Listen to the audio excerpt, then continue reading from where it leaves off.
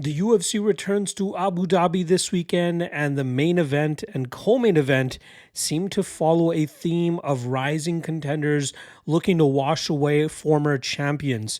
In the main event, we got the middleweight division on display as former middleweight champion Robert Whittaker looks to take on streaking contender, rising contender, I should say, Rainier de Ritter. And then in the co-main event, we got Petr Yan looking to halt the train of Marcus McGhee. 12 fights in total for this Abu Dhabi card, which starts at 12 noon Eastern time on Saturday. I believe those are the prelims, and then 3 p.m. Eastern is the main card. So don't get caught napping here. Nice and early card, especially if you're on the West Coast as well. But very happy. Love getting the fights out of the way first, so you got the rest of the evening to be a usual human being and actually have a social life. So there you guys go. All right, reminder, this is the quick picks version of the UFC Abu Dhabi breakdown, meaning I'll only be spending about 20 to 30 seconds on every single fight, whereas earlier this week when I dropped the MMA Lockcast, I spent close to an hour on the entire card getting in depth about each matchup. And if you're looking to see some of the details that I may have left out in this quick picks breakdown and wondering why I went a certain way, make sure you guys check out the MMA Lockcast to fill those gaps for yourself.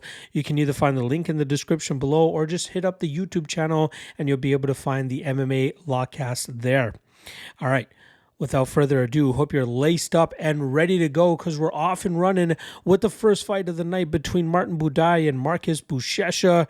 Buchecha making a UFC debut here as a high-level BJJ specialist, but his wrestling is not all that good.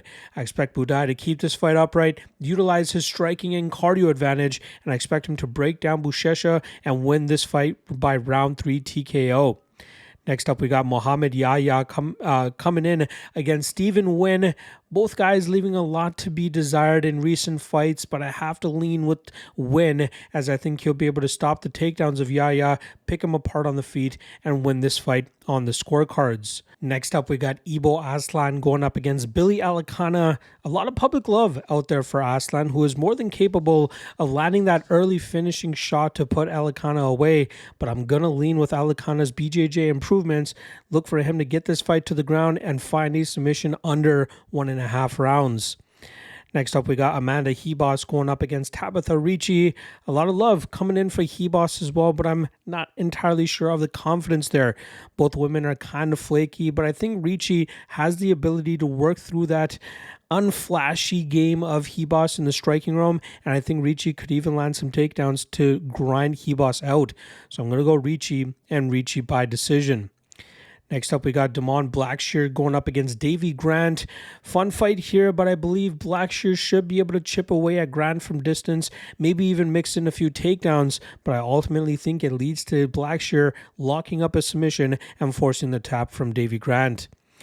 Next up, we got Muslim Salikhov going up against Carlos Leal. Leal, big favorite here, and deservedly so. I expect him to walk down Salikhov, take some of his best shots, but throw even harder in return, leading to a Leal knockout victory. Next up, we got Bryce Mitchell going up against Saeed Nurmagomedov. A lot of people thinking Mitchell should be able to grind out Nurmagomedov, but I think it only takes one mistake for Mitchell to lead to Nurmagomedov eventually snatching up the neck and forcing the tap from Mitchell. Next up, we got Nikita Krylov going up against Bogdan Guskov. I think this is a perfect matchup for Krylov to go out there and utilize his grapple-heavy approach and keep Guskov on his back, grind him out, and clearly win this fight on the scorecards or even locking up a late submission. Next up, we got Almabayev going up against Jose Ochoa. This line's been bouncing all around with Jose being a slight favorite to being a slight dog. And I believe as of right now, Almabayev finds himself as a slight favorite. And I think that's the right way to go about it. I know Ochoa looked great last time around against Durden, but Almabayev is a much better grappler than Durden. And I think he'll be able to chain wrestle well enough, out-scramble Ochoa, keep him in some bad spots, and even have some striking success. I like Almabayev to win this fight on the scorecards. Next up, we got Magomedov going up against Marc-Andre Barriault. Usually, I like to fade Magomedov at these high, chalky lines, but I just do not think that Barriault can eat the shots that Magomedov is going to be throwing at him in this matchup. Look for Magomedov to land those big shots and find that finish within a round and a half. Co-main event. Former bantamweight champion Petr Yan takes on the streaking Marcus McGhee.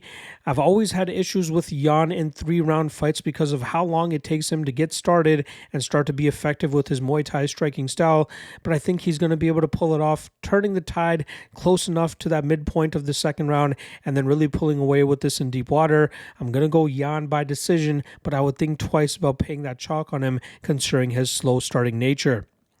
And that brings us to the middleweight main event as we have former champion Robert the Reaper Whittaker going up against Reinier de Ridder. We got obviously Whittaker looking to avoid the BJJ stylings of de Ridder, who has pulled off some solid wins, most recently over Bo Nickel, finishing him with a barrage of shots and knees to the body.